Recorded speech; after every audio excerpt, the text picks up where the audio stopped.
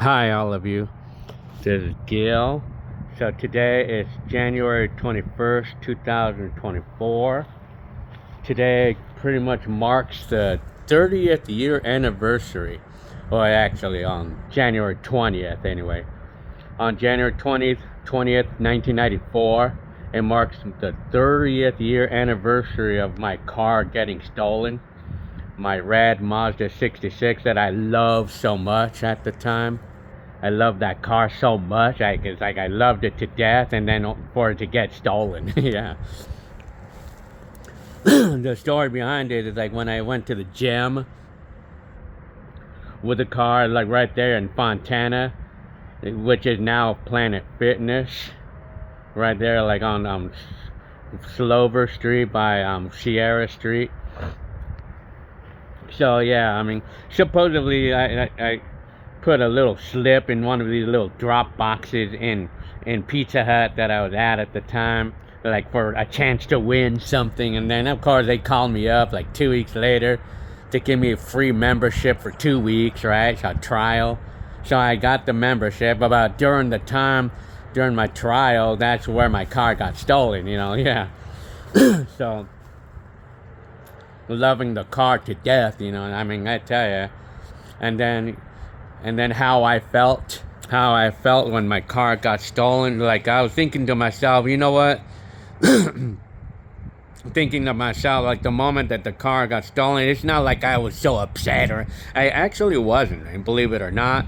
It's because I felt like it was just material things at the time. I felt like, because I felt like people were liking me for whatever reason. It's kind of strange, wasn't it? Like, I mean, I would go to places or wherever, and then it would seem like everybody likes me, like wants to meet me, whatever. I mean, so it make me feel like I'm somebody. The world was kind of like, well, it kind of was like that with me. I felt like people were liking me, and so I felt I liked the world, so at that point, that's where I felt like it's not important for me to have a car if I have the community liking me at that moment, so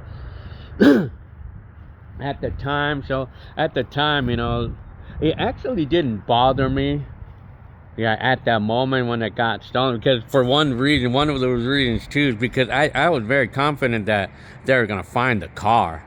They're gonna find it like within the next week, because I always heard stories that they're gonna find it. Like, I always heard stories about people getting cars stolen and they find them like a week later and just a couple of things missing. I thought it was gonna be like that, but but anyway, so got a new car. I got another one, but I bought this car off a neighbor who had one, but it was kind of beat up and I had to fix it up and everything. So I stuck with that one.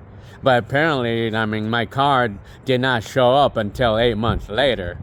And then it was all damaged, completely screwed up. I mean, well, it's like they destroyed the car. I mean, but I kind of feel like the junkyard or the towing yard probably had to do with taking some parts out of the car. I kind of feel it now, but but anyway, when I got the car back, like, the interior was stripped, completely stripped, and then like the paint job was completely destroyed. It's like they tried to sand it down and everything. I tell you, man, it's a long story about this, because I do know that going on to like a month before they found my car, I saw the person driving around in my car. I mean, or actually, it was actually going on to around May, because my car got stolen on January, and then going on to about May of that same year, I saw that person driving around in my car, and I got so mad, I wanted the car back, like the dumbass, he's driving around in a car that doesn't even belong to him, and I wanted to go get it. I mean, I wanted to go get the car. I mean, so I kind of chased after the guy. I kind of chased after him, but it's not like so much of wanting to get the car. Well, I wanted to get it, I mean, somehow. But I probably would not have done it anyway. Even if I would have cornered him, I probably would not have exactly got the car. I just wanted to give him a scare. I mean, that's all I really wanted to do. So So I gave chase to the guy, gave chase, and he was like all scared of me and shit. And he was all running away and shit. And I was chasing him down with my Mazda, that I bought off my neighbor. That was the same one as the one that got stolen. And then he got away by running a red light, and then I didn't see him again. And then a week later, I saw him again. I saw him driving around because I now knew where I could pick him up, or where I knew where I could kind of find him now.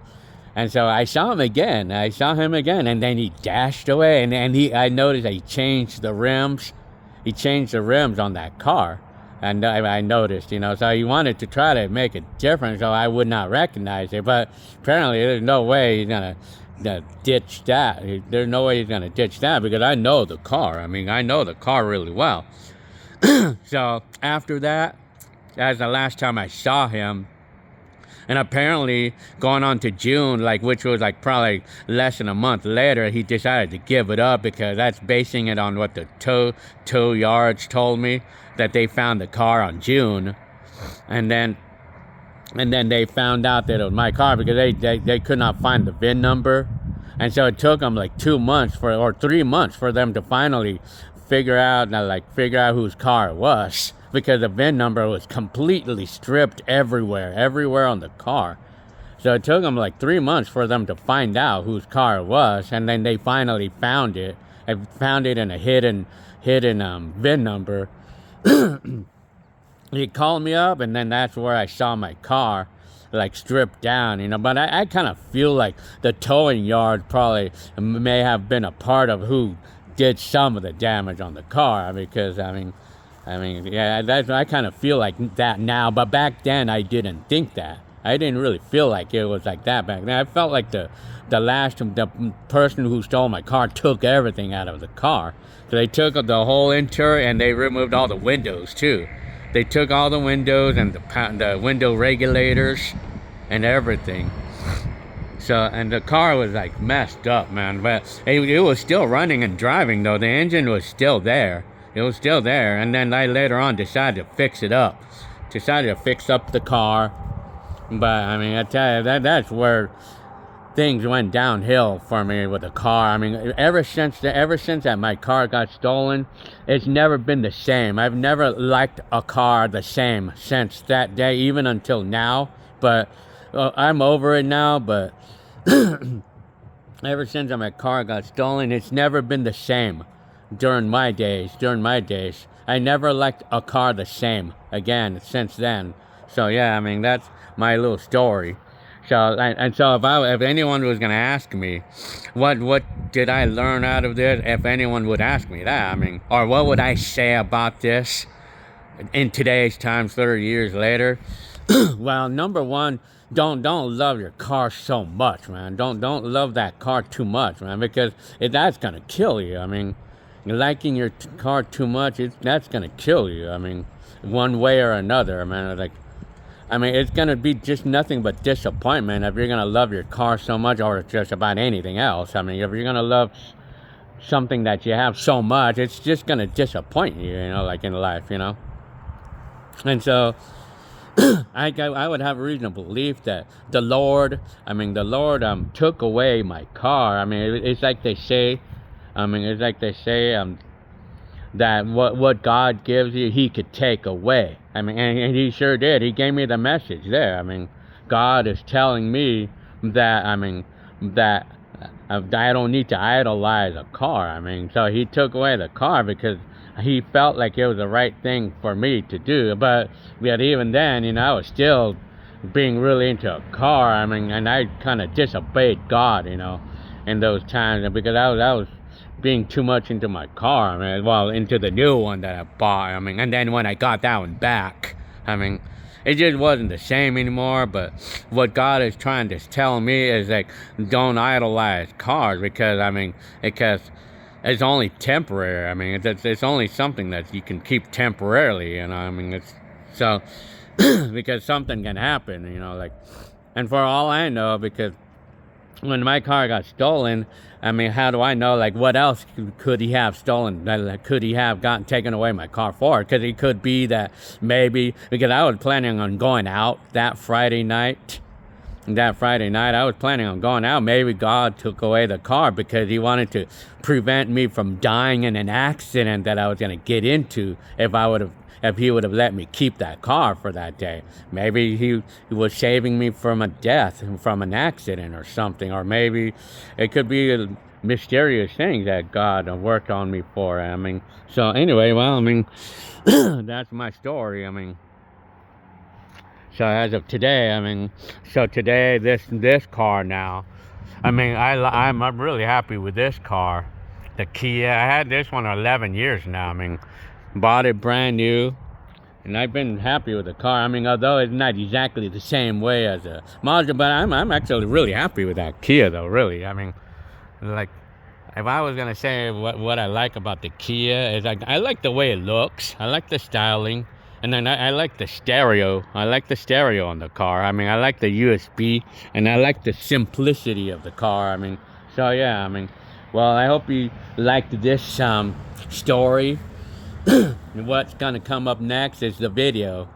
Right now, it's gonna, maybe I don't know if I should just leave it as this, or I should put a video. Well, all right. Well, I guess I hope you liked this video.